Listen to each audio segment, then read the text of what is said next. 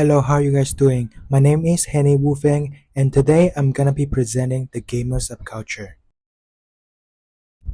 First thing first, I want to give you a brief understanding of the gamer subculture. So, what is gamer subculture? Gamer subculture is a very culturally diverse subculture. This subculture is mainly related to video games. It started to thrive because of the rise of gaming industry, thereby forming an enormous group of video games lovers known as gamer subculture. The members of gamer subculture is very wide distributed. There are gamers all around the world because in today's society, playing video games have become a primary form of entertainment for modern people.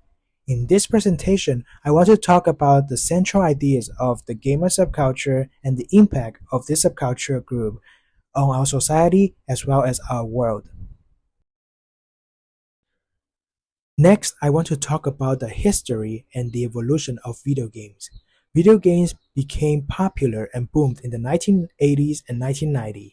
Many of the popular video games such as Metal Slug, Adventure Island, Street Fighter, The Legend of Zelda, Mega Man, and Pac-Man, they were all representative masterpieces during the 1980 and 1990. However, during that period, video game graphics were still very blurry and the gameplay was very limited. Most of the video games at that moment were pixelated, flat and two-dimensional. But with the advancement of technology, the graphics of modern video games are becoming more and more clear. The gameplay and the gaming genres are also becoming more diverse. Today, the graphics of video games have been greatly improved. Not only the graphics, but also the smoothness and experience of gaming have been significantly improved. Why do video games advance so quickly? The answer lies in consumer enthusiasm. According to Grandview Research, the global video game market is expected to grow at a compound annual growth rate of 13.4% from 2023 to 2030 to reach $583.69 billion by 2030. The market share of the game industry is even higher than the movie industry and music industry combined. The power of capital have provided the rapid growth of video game technology. In the next slide, you probably are wondering why I chose this subculture. The reason why I choose this subculture is because I also consider myself as a member of the gamer subculture. I've been playing video games since I was 7 years old. Video games like Pokemon and Legend of Zelda are my enlightenment video games. Since I grew up playing video games is more than just a form of entertainment for me. Video games are my wonderful childhood memories, my spiritual wealth, and a way for me to express my thoughts. But more importantly, video games are a variable symbol that could represent our generation. Next slide, I want to talk about some core terms that are related to the gamer subculture. Of course, there are many of them. I chose four that I think are the most representative, and they are race, virtual self, bedroom cultures, and outside influences. First, I want to begin with outside influences. The reason why I chose this course term is because, as I mentioned earlier, gamer subculture is a very large community. In the United States alone, there are already 212.6 million gamers. There are 3.3 billion gamers in total around the world. Based on the amount of people they have in this subculture, it is very unlikely for it to get absorbed into mainstream culture and disappear over time. With this large amount of people, they can easily influence other mainstream cultures and the media and even our society. The next course term that I want to talk about is virtual self. The reason why I picked this course term is because I believe video games is a way to liberate the virtual self because many gamers show amazing courage, outstanding intelligence, and strong cooperation skills while they are playing video games. But in real life, they do not show the same ability as when they are playing video games. Although they appear confident during gaming, but in real life, they are taciturn and not good at socializing.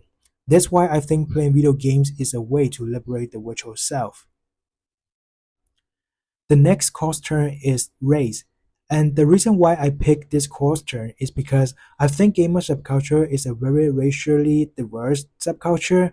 The members of this subculture come from all over the world. They have their own ideologies, their own gender identities, their own languages and cultures, and they have their own religion and beliefs. But most importantly, they all broke their differences through the hobby of video games, thus forming the racially diverse subculture we see today. The last course trend is bedroom culture, and the reason why I picked this course trend is because I think gamer subculture can be seen as a type of bedroom culture.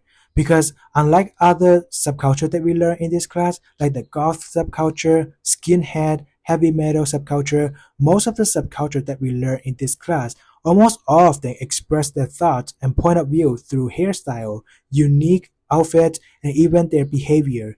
But gamer subculture is different. They don't have any specific requirements for their outfit or hairstyle. However, they do have requirements for their bedrooms. So as you can see, the images on the right, neon lights and anime figures are the most common decoration for bedroom. They want to make their bedrooms feel as futuristic as possible. The next slide is course question. And the course question that I pick is, are youth culture spontaneous forms of resistance to mainstream culture, manifestation of new style of expression, or are they products of consumer culture? And so, based on the information that I have read, I think gamer subculture belong to the products of consumer culture. Because video games occupy a large market in the economy, according to the ESA, which is short for Entertainment Software Association, the report reviews the number of Americans playing video games remains strong and encompasses players of all demographic including gender, race, ethnicity, and age. The 2023 Essential Facts report found that 65% of Americans play video games, which equates to about 212.6 million weekly players. This is the reason why gamer subculture is a product of consumer culture. Next slide are some interesting facts I discovered related to the gamer subculture. The first interesting fact is, according to a report from an organization, gaming is now a bigger industry than movies and sport combined. Revenue for gaming reached to 184 billion in 2022, and the number of gamers is expected to grow to 3.6 billion by 2025, and 38% of gamers are between the ages of 18 and 34 years, and 16% are older than 55. The second interesting fact that I discovered is new technology such as artificial intelligence technology, virtual reality technology, machine learning algorithms have been deeply integrated into the gaming industry. An example for that is the Vision Pro. The Vision Pro that's just released by Apple a couple months ago is a representative of virtual reality. And Unreal Engine 5 is also a major breakthrough in gaming technology. In the future, video games will only get closer to reality. The next slide is my research question. And my methodology is interview. The reason why I pick interview is because you can ask them right away if you have any questions. I personally think the efficiency of interview is higher than the survey. And my research question is gamer subculture an inclusive subculture? In other words, what do gamers think about racism, sexism, ageism, and religions? Before diving into the research question, I want to spend a minute tell you the reason why I picked this research question. The reason why I picked this research question is because I think if you wish to understand a subcultural group, the first thing is to understand their views on modern society. Views on modern society, such as whether they have a pessimistic or optimistic view on our society, and whether they can have an inclusive attitude towards different cultures, or whether they have prejudices against a religion, etc. The overall answer they provide can somehow reflect the central ideas of their subcultural group. The gamer subculture is a large group, and their central ideas can have a huge impact on our society. As I mentioned before, the gamer subculture is a cultural group with a very high racial diversity. This cultural group is not a single racial dominated culture, such as the goth subculture, which has mostly white people as their members, and it is not as dominant as hip hop, which is mainly African, and it's not like the heavy metal subculture, which is mainly male dominated. Gamer subculture is the opposite. The members are from all over the world. Some of them are from Asia, some of them are from Europe, some of them are from Africa and America. So racial conflicts between them don't happen very often. As long as you like to play games, everyone is welcoming to become part of this culture. And I want to talk about this interesting granny here. Everyone call her gamer grandma. Her name is Hamako Mori. She is a 90 years old game blogger with 250,000 subscribers on YouTube. She also won the Guinness title of the world oldest game blogger world record. Even an elderly like her can become members of the gamer subculture. It can be seen that the gamer subculture is very inclusive of age. There is no upper age limit. You can become a member of gamer subculture as long as you enjoy playing video games. Next slide is my interview question.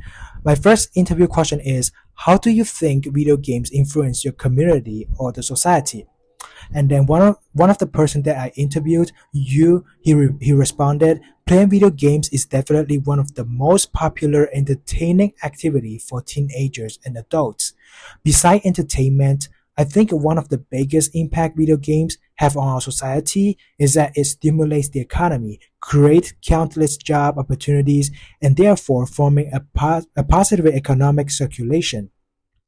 And then the second person that I interviewed, Duran, he responded, video games are causing our society to become more and more introverted. There are lots of people, especially Gen Z teenagers, they are the major consumer group of video games. Many teenagers or adult play video games very often in today's society. And a lot of people tend to think this is a bad thing, which it is, because they don't go out to socialize with other people. They just want to stay in their room and play video games. I think as a member of our society, we need to keep interacting with people so that we can stay socialized. And then the image on the right is the statistic that I found online show you that the Gen Z is indeed the major consumer of video games. And my second interview question is, have you heard of gamer subculture? What do you think about this subculture? And you responded, yes, I have heard about this subculture. They have many competition called esport, which is short for electronic sport. Simply speaking, they hold a competition in a city and then invite professional esport participants to compete with each other. The esport teams that wins the championship will receive bonuses and trophies, which is very interesting. And then Duran responded, yes, I have heard this subculture before. They hold lots of esport events in every city. It is very interesting to watch them compete. And my third interview question is, what is your religion, and are there anything in your religion that influences the way you view gamer subculture? And then one of the person that I interviewed, Rahim, he responded, my religion is Islam. I don't think my religion affects my point of view on video games nor my love toward video games. I have many Islamic friends around me. They are all video games hobbyists. Some even want to join a game studio. Some of them are already learning 3D modeling as well as 3D animation. I feel that my religion does not affect our love toward video games. And then Duran responded, my religion is Christianity. I think Christians may condemn us for playing so-called violent video games, such as GTA or Call of Duty, because they may think that over time this will distort and harm our spiritual health, but I don't think so. Just because I want to kill people in a video game doesn't mean I also want to kill people in the real world. The next slide is the analysis based on the interview. My opinion is, I think Duran's points of view does make sense. He said that play too much video games will make people lose the ability to socialize. Moreover, in this society we live in, Social interaction between people is very necessary. No matter what, as long as you are a member of this society, you need to train your ability to socialize and learn how to deal with people, with other people. Learn how to expand your circle of friends is very useful as well. But if you are too addicted to video games, you become resistant to social interaction and become unwilling to socialize with others. This is a hazard of playing video games. I think the way to solve this problem is to learn self control. It is best to set a schedule for yourself to facilitate self discipline. My second analysis based on the interview is I was shocked by the interview about religion. I thought religious people were not allowed to play video games. At least violent video games like GTA or Call of Duty were not allowed, were prohibited. But I didn't expect that most young people still play video games despite they are religious. Rahim said video games will not affect your religious belief. I was especially shocked by Rahim's answer. I don't have I don't have a religion and I don't know much about Islam or the Quran. I only know that Islam has very strict rules. But it seems that religion is quite open-minded to video games. As Duran said, just because I want to kill people in a video game doesn't mean I also want to kill people in the real world. This make 100% perfect sense. And the next slide is my claim. I think that gamers are the symbol of this new era, and their subculture, the gamer subculture, is also the most successful, popular, and more importantly, the most inclusive culture group I have ever seen. They show a strong, tolerant attitude toward race, gender, age, and religion. In their quote, as long as you enjoy playing video games, anyone can become part of the gamer subculture. The last slide, conclusion. Up until this point, we know that gamer subculture is very tolerant toward different type of people. And I want to end my presentation with a quote from Cliff Bleszinski. So who is Cliff Bleszinski? He is an American video game designer known for his work on the Unreal Engine 5 and the Gears of War and Fortnite series while at Epic Games. One of his famous quotes related to video games is, video games are like a religion. You want to get people tattooing your little logo on their body so that you get somebody else interested in it too. So the reason why I choose this quote is because I really like the way he treated his hobby as his religion. He did not separate religion from video games, but integrated them into a new faith. This is a very innovative idea. And these are my short citation. Thank you for listening to my presentation, and hope you have a wonderful day. Thank you.